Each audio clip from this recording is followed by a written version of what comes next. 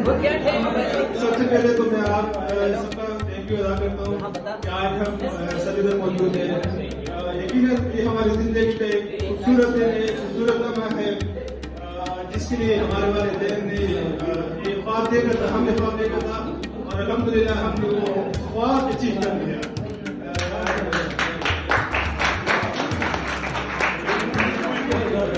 आज हम officially doctor का टाइटल अपने नाम पर दिया है।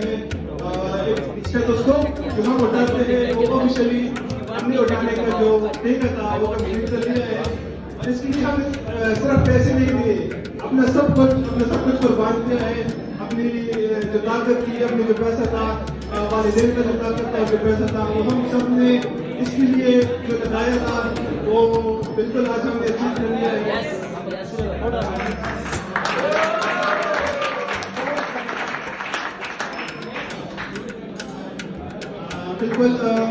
बिल्कुल हमारे जो साथ दोस्त थे, जो साथी थे, शायद हमारे बिछड़ने का टाइम आ गया है।